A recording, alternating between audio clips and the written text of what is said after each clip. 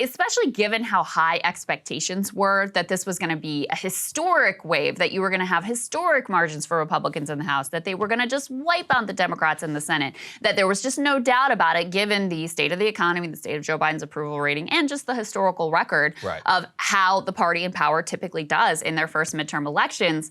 The fact that you now have all of this, you know, in advance finger pointing and throwing under the bus is pretty interesting. And of course, the folks over at Fox News had to get in on it as well. We have, let's start with Sean Hannity here and his take on Mitch McConnell and his comments. How about you get out there, Mitch, and fight for your team? What's your agenda, Mitch? Or would you rather just sit by and watch helplessly as Democrats lie to your face, pass another $500 billion green energy boondoggle next year?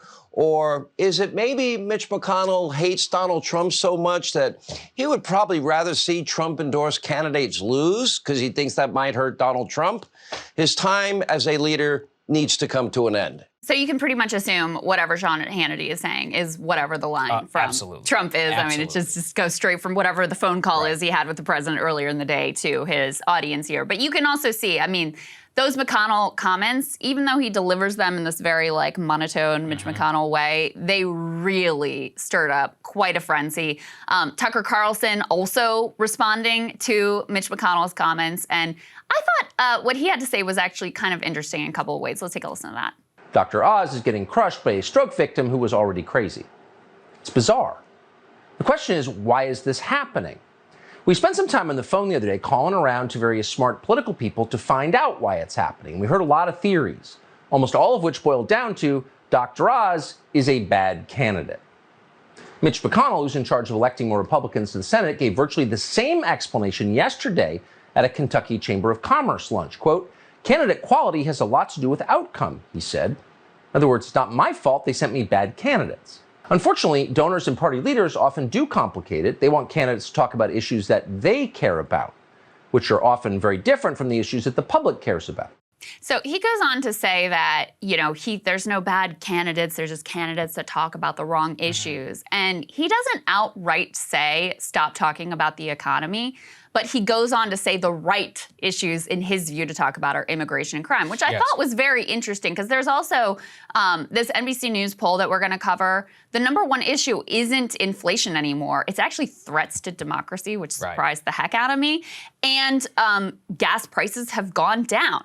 So I'm not saying that there isn't still a lot of pain over inflation, that isn't going to still be an extremely important factor. But it's also very clear that the reason that Democrats have the shot they do in the midterms is because of a cultural issue. And so he's trying to say, like, we got to throw some red meat to our own base on our own cultural issues. No question. I mean, the thing is that the Republican advantage a couple of months ago was all economic. Dobbs, as we both said, threw a wrench into that and has caused and unleashed chaos. Even if Dobbs had not happened, I still think that even at gas at what, $3.50 or something like right now? Yeah. A gallon, I think it's $3.80, something like that. National price. I mean, it's still $1 higher than it was when Joe Biden got elected. Without Dobbs, the Republicans could still prosecute that case. They could remind people like, hey, remember when you were paying X dollars a gallon, to continue to look at your grocery store bill. But the scrambling of everything, and then look, part of the frustrating thing in politics is people have very short memories. I mean, you know, things were very popular, and then a month later, it's like gas prices. Everybody was like, oh, I'll pay high gas prices to support Ukraine. 3 months later, they're like, I'm going to kill someone if the gas goes up by 30 cents. Predictable. Some of us said that would happen. Yeah.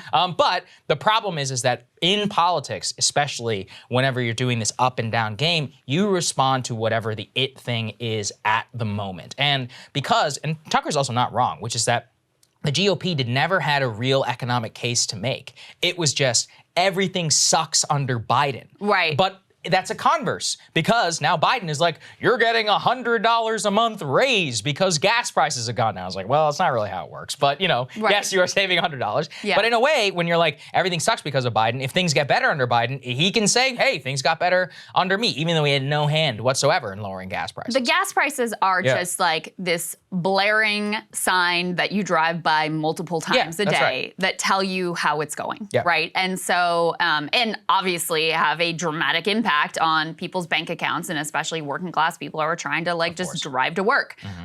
So when you have it going up and up and up and escalating every time you see it and hitting $5 a gallon and more in certain parts of the country, it does just feel like you're being squeezed tighter and tighter and tighter.